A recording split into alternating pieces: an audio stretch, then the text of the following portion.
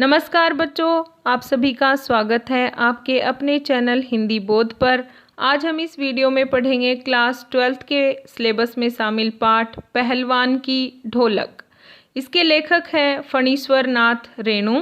तो चलिए सबसे पहले हम जानकारी प्राप्त करते हैं फणीश्वर जी के बारे में। फणीश्वर नाथ रेणु का जन्म 4 मार्च 1921 को बिहार के अररिया जिले में फोरबिसगंज के पास ओराही हिंगना गांव में हुआ। उनकी शिक्षा भारत और नेपाल में हुई। पटना विश्वविद्यालय के विद्यार्थियों के साथ छात्र संघर्ष समिति में सक्रिय रूप से वो भाग ले रहे थे और जयप्रकाश नारायण की संपूर्ण क्रांति में उन्होंने अहम भूमिका निभाई थी। आगे हम जानते हैं उनके बारे में। वो पहले आंचलिक कथा उन्होंने लिखी। रेणु की कहानियों और उपन्यासों में उन्होंने आंचलिक जीवन के हर धुन, हर गंध, हर लय, हर ताल, हर सुर और सुंदरता के साथ हर कुरूपता को भी उन्होंने शब्दों में बांधने की सफल कोशिश की है। इनका लेखन प्रेमचंद की सामाजिक यथार्थवादी परंपरा को आगे बढ़ाता है और उन्हें आज़ादी के बाद का प्रेमचंद कहा जाता है। रेणु के उपन्यासों में मैला आंचल और परती परिकथा ये प्रसिद्ध हैं। उनके कहानी संग्रह हैं ठुमरी अगिनखोर, आदिम एक श्रावणी, दोपहरी की धूप, ऋणजल धनजन, वन तुलसी की गंध। उनकी मृत्यु 11 अप्रैल 1977 में पटना में हुई। आगे हम इस कहानी के बारे में जानेंगे। पहलवान की ढोलक एक कहानी है जिसमें मुख्य रूप से रेणु ने उन समस्याओं की ओर बताया है जो आज भारत पर इंडिया छा जाने की बात है। इस कहानी का मूल पात्र लुट्टन पहलवान है और साथ ही ऐसे गिने चुने कथाकारों में जो गद्य में संगीत पैदा करते हैं, ऐसे कहानीकार हैं हमारे फणीश्वर नाथ रेणु। और इस कहानी में हम पढ़ते हैं, जानेंगे। जाड़े का दिन, अमावस्या की रात, ठंडी और काली, मलेरिया और हैजे से पीड़ित गांव भयार्त शिशु की तरह थर थर कांप रहा था। पुरानी और उजड़ी बांस फूस की झोपड़ियों में अंधकार और सन्नाटे का सम्मिलित साम्राज्य, अंधेरा और निस्तब्धता। अब यहाँ पर अंधेरी रात का वर्णन किया है और डरे हुए बच्चे से उसको कंपेयर किया है। अंधेरी रात चुपचाप आंसू बहा रही थी। निस्तब्धता करुण सिसकियों और आहों को बलपूर्वक अपने हृदय में ही दबाने की चेष्टा कर रही थी। आकाश में तारे चमक रहे थे, पृथ्वी पर कहीं प्रकाश का नाम नहीं। आकाश में टूटकर यदि कोई भावुक तारा पृथ्वी पर जाना भी चाहता तो उसकी ज्योति और शक्ति रास्ते में ही शेष हो जाती। अन्य तारे उसकी भावुकता और असफलता पर खिलखिलाकर हंस पड़ते थे। रात के सन्नाटे का वर्णन किया है और रात का मानवीकरण किया है। सियारों का क्रंदन और पेचक की डरावनी आवाज कभी कभी निस्तब्धता को अवश्य भंग कर देती थी। गांव की झोपड़ियों से कराहने और के करने की आवाज, हरे राम हे भगवान की टेर अवश्य सुनाई पड़ती थी। बच्चे भी कभी कभी निर्बल कंठों से माँ माँ पुकार कर रो पड़ते थे, पर इससे रात्रि की निस्तब्धता में विशेष बाधा नहीं पड़ती थी। अब इस पैराग्राफ में बताया है कि रात्रि कितनी सन्नाटेदार थी और महामारी के फैलने के कारण वहाँ की स्थिति कैसी थी। आगे है, कुत्तों में परिस्थिति को ताड़ने की एक विशेष बुद्धि होती है। वे दिन भर राख के घुरों पर गठरी की तरह सिकुड़कर मन मारकर पड़े रहते। संध्या या गंभीर रात्रि को सब मिलकर रोते थे। रात्रि अपनी भीषणताओं के साथ चलती रहती और उसकी सारी भीषणता को ताल ठोक कर ललकारती थी सिर्फ पहलवान की ढोलक। संध्या से लेकर प्रातः काल तक एक ही गति से बजती रहती, चटधा गिड़धा चटधा गिड़धा, यानी आजा भिड़ जा आजा भिड़ जा। बीच बीच में चटाक चटधा चटाक चटधा, यानी उठाकर पटक दे उठाकर पटक दे। यही आवाज मृत गांव में संजीवनी शक्ति भरती रहती थी। लुट्टन सिंह पहलवान, यों तो वह कहा करता था कि लुट्टन सिंह पहलवान को होल इंडिया भर के लोग जानते हैं, किंतु उसके होल इंडिया की सीमा शायद एक जिले की सीमा के बराबर ही हो। जिले भर के लोग उसके नाम से अवश्य परिचित थे। लुट्टन के माता पिता उसे 9 वर्ष की उम्र में ही अनाथ बनाकर चल बसे थे। सौभाग्यवश शादी हो चुकी थी, वरना वह भी माँ बाप का अनुसरण करता। विधवा सास ने पाल पोस कर बड़ा किया। बचपन में वह क्या करते थे, उनके 9 साल की उम्र में ही उनके मम्मी पापा उसको छोड़कर चले गए। बचपन में वह गाय चराता, धारोष्ण दूध पीता और कसरत किया करता। गांव के लोग उसकी सास को तरह तरह की तकलीफ दिया करते थे। लुट्टन के सिर पर कसरत की धुन लोगों से बदला लेने के लिए ही सवार हुई। नियमित कसरत ने किशोरावस्था में ही उसके सीने और बाहों को सुडौल तथा मांसल बना दिया। जवानी में कदम रखते ही वह गांव में सबसे अच्छा पहलवान समझा जाने लगा। लोग उससे डरने लगे और वह दोनों हाथों को 45 डिग्री की दूरी बनाकर चलता और पहलवानों की तरह रहता तथा कुश्ती भी लड़ता। एक बार वह दंगल देखने श्यामनगर मेला गया। पहलवानों की कुश्ती और दाव पेच देखकर उससे नहीं रहा गया। जवानी की मस्ती और ढोल की ललकारती हुई आवाज़ ने उसकी नसों में बिजली उत्पन्न कर दी। उसने बिना कुछ सोचे समझे दंगल में शेर के बच्चे को चुनौती दे दी। शेर के बच्चे का असल नाम था चांद सिंह। वह अपने गुरु पहलवान बादल सिंह के साथ पंजाब से पहले पहल श्यामनगर मेले में आया हुआ था। सुंदर जवान, अंग प्रत्यंग से सुंदरता टपक रही थी। 3 दिनों में ही पंजाबी और पठान पहलवानों के गिरोह के अपनी जोड़ी और उम्र के सभी पट्टों को पछाड़कर उसने शेर के बच्चे की उपाधि प्राप्त कर ली। इसीलिए वह दंगल के मैदान में लंगोट लगाकर एक अजीब किलकारी भरकर छोटी दुल्की लगाया करता था। देसी नौजवान पहलवान उससे लड़ने की कल्पना से भी घबरा उठते थे। अपनी टाइटिल को सत्य प्रमाणित करने के लिए ही चांद सिंह बीच बीच में दहाड़ता फिरता। श्यामनगर के दंगल और शिकार प्रिय वृद्ध राजा साहब उसे दरबार में रखने की बात कर ही रहे थे कि लुट्टन ने शेर के बच्चे को चुनौती दे दी। सम्मान प्राप्त चांद सिंह पहले तो किंचित उसकी वृद्धा पर मुस्कुराया, फिर बाज की तरह उस पर टूट पड़ा। शांत दर्शकों की भीड़ में खलबली मच गई। पागल है पागल, ए मरा मरा, पर वाह रे बहादुर। लुट्टन बड़ी सफाई से आक्रमण को संभाल कर निकल उठ खड़ा हुआ और पैतरा दिखाने लगा। राजा साहब ने कुश्ती बंद कराकर लुट्टन को अपने पास बुलाया और समझाया। अंत में उसकी हिम्मत की प्रशंसा करते हुए उसे 10 रुपए का नोट देकर कहने लगे, जाओ मेला देखकर घर जाओ। अब यहाँ पर लुट्टन के बारे में हमें बताया कि वो कुश्ती लड़ने के लिए चुनौती देता है शेर के बच्चे को, तो राजा उसको 10 रुपए देकर वापस घर भेज देना चाहते हैं। पर इस पर लुट्टन क्या कहते हैं, नहीं सरकार, लड़ेंगे, हुक्म हो सरकार। सब कहते हैं तुम पागल हो जाओ। मैनेजर साहब से लेकर सिपाहियों तक ने धमकाया। देह में गोश्त नहीं और चरा है शेर के बच्चे से लड़ना। दुहाई सरकार, पत्थर पर माथा पटक कर मर जाऊंगा, मिले हुक्म। वह हाथ जोड़कर गिड़गिड़ाने लगा। भीड़ अधीर हो रही थी, बाजे बंद हो गए थे। पंजाबी पहलवानों की जमात क्रोध के मारे पागल हो रही थी और उन पर गालियों की बौछार कर रहे थे। कोई लुट्टन के पक्ष में चिल्ला रहा था। अकेला चांद सिंह मैदान में खड़ा व्यर्थ मुस्कुराने की कोशिश कर रहा था। पहली पकड़ में ही उसने प्रतिद्वंदी की शक्ति पहचान ली। विवश होकर राजा ने आज्ञा दे दी, लड़ने दो। अब क्या होता है, बाजे बजने लगे। दर्शकों में फिर उत्तेजना फैली, कोलाहल बढ़ गया। मेले के दुकानदार दुकान बंद करके उनकी कुश्ती देखने आ गए।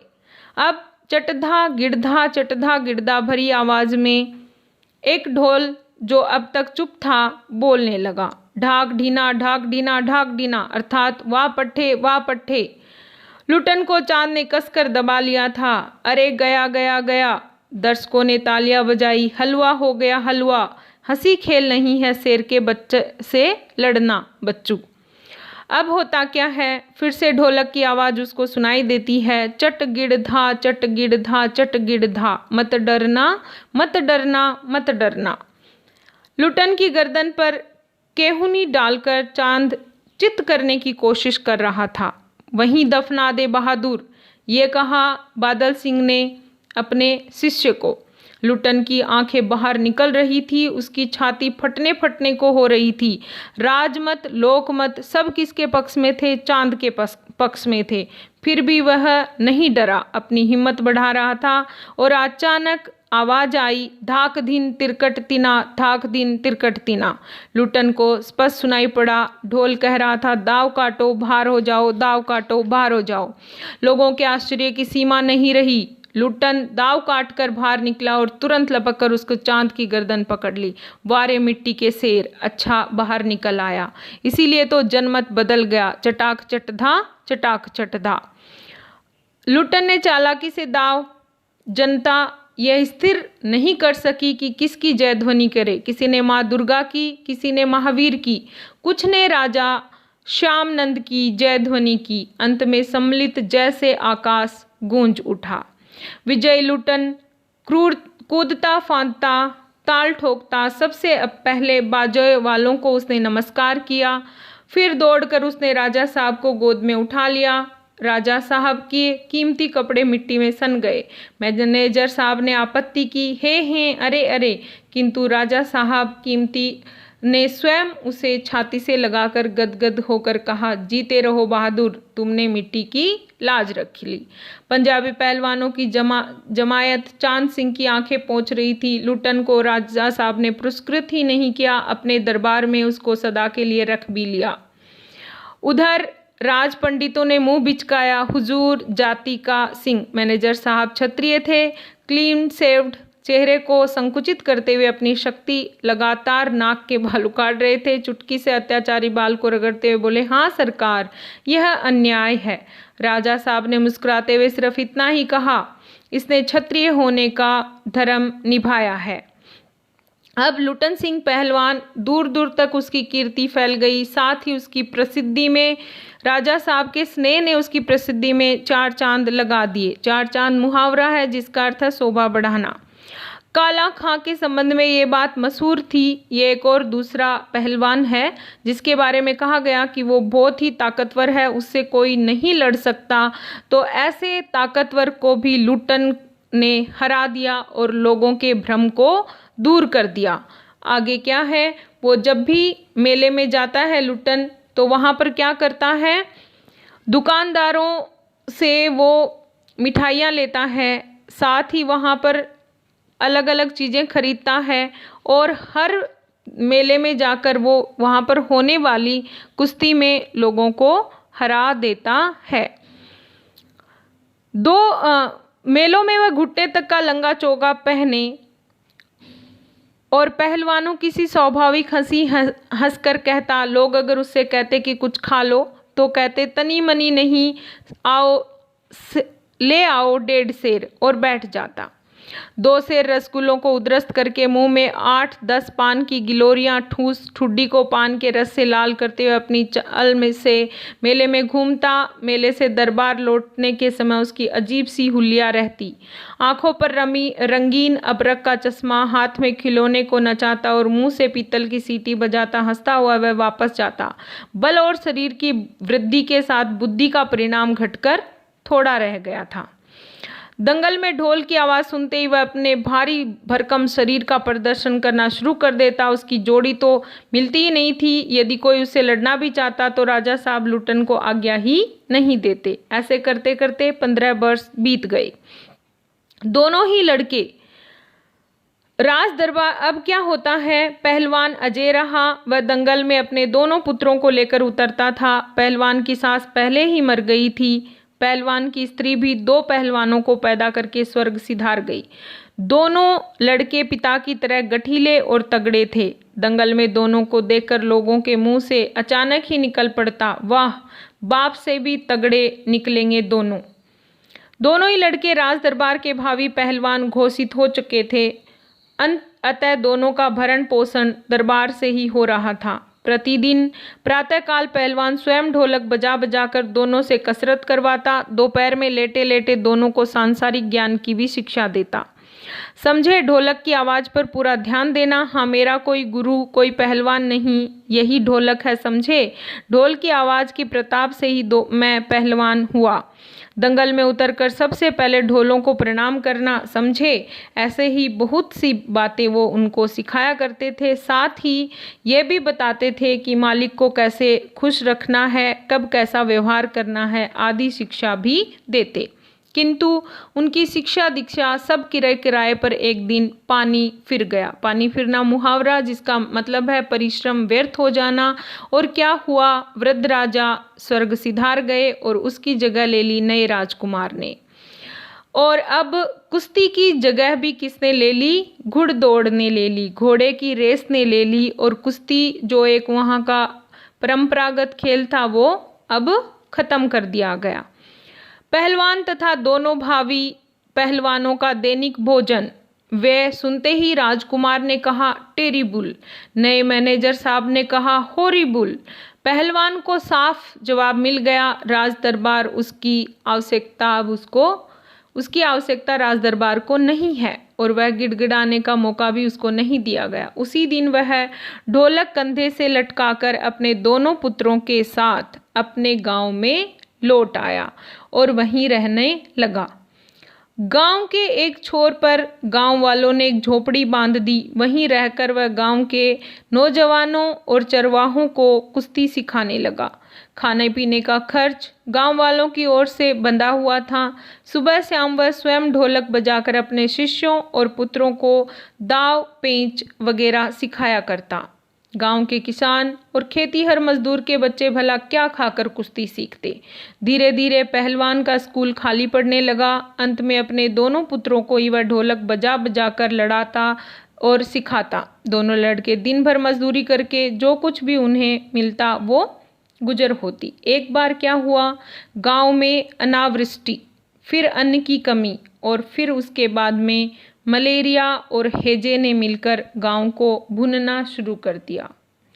अब उनके गांव में क्या हुआ, हैजे और मलेरिया की बीमारी आ गई, जो सबसे पहले उन्होंने चित्रण किया है कहानी में, तो वो अब यहाँ पर लगातार कंटिन्यू होगा।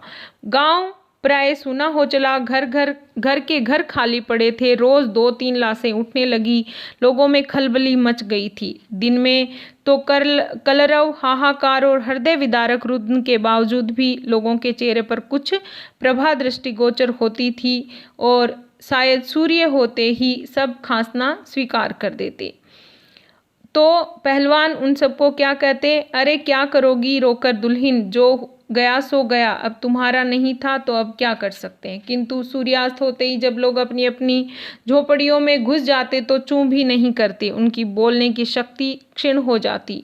पास में दम तोड़ते हुए पुत्र को अंतिम बार बेटा कहकर पुकारने की भी हिम्मत माताओं की नहीं रहती। रात्रि की विभीषिका को सिर्फ पहलवान की ढोलक ही ललकारती और चुनौती देती थी।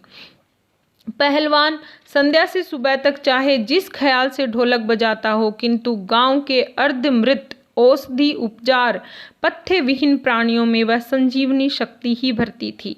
बूढ़े बच्चे जवानों की शक्तिहीन आंखों के आगे दंगल का दृश्य नाचने लगा था।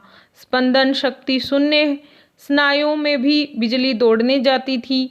अवश्य ही ढोलक की आवाज़ न तो बुखार हटाने का कोई गुण था और न महामारी की सर्वनाश शक्ति को रोकने की शक्ति ही, पर उसमें संदेह नहीं कि वह मरते हुए प्राणियों की आंख मूंदते समय कोई तकलीफ नहीं होती थी। मृत्यु से वे डरते नहीं थे। जिस दिन पहलवान के दोनों बेटे क्रूर काल की चपेटाघात में पड़े, असहनीय वेदना से छटपटाते हुए दोनों ने कहा था, बाबा उठा पटक दो वाला ताल बजाओ। चटाक चटधा चटाक चटधा। सारी रात ढोलक पीटता रहा पहलवान। बीच बीच में पहलवानों की भाषा में उत्साहित भी करता था, मारो बहादुर। प्रातः काल उसने देखा उसके दोनों बच्चे जमीन पर निस्पंदन पड़े हैं। दोनों पेट के बल पड़े हुए थे। एक ने दांत से थोड़ी मिट्टी खोद ली थी। एक लंबी सांस लेकर पहलवान ने मुस्कुराने की चेष्टा की और कहा, दोनों बहादुर गिर पड़े। उस दिन पहलवान ने राजा श्यामानंद की दी हुई रेशमी जांघिया पहन ली और सारे शरीर पर मिट्टी मलकर थोड़ी कसरत की। फिर दोनों पुत्रों को कंधों पर लाद कर नदी में बहा आया। लोगों ने सुना तो दंग रह गए, कितनों की हिम्मत टूट गई। किंतु रात में फिर पहलवान की ढोलक की आवाज़ प्रतिदिन की भांति सुनाई पड़ी। लोगों की हिम्मत दुगुनी बढ़ गई। संतप्त पिता माताओं ने कहा, दोनों पहलवान बेटे मर गए, पर पहलवान की हिम्मत तो देखो, 1.5 हाथ का कलेजा है। 4-5 दिनों के बाद एक रात को ढोलक की आवाज़ नहीं सुनाई पड़ी। ढोलक नहीं बोली। पहलवान के कुछ दिलेर किंतु रुग्ण शिष्यों ने प्रातःकाल जाकर देखा, पहलवान की लाश चित पड़ी है। आंसू पोंछते हुए एक ने कहा, गुरुजी ने कहा था कि जब मैं मर जाऊं तो चिता पर मुझे चित नहीं, पेट के बल सुलाना। मैं जिंदगी में कभी चित नहीं हुआ और चिता सुलगाने के समय ढोलक बजा देना। वह आगे बोल नहीं सका। ये था पहलवान की ढोलक पाठ। आपको पसंद आए तो लाइक ज़रूर करें। Thank you.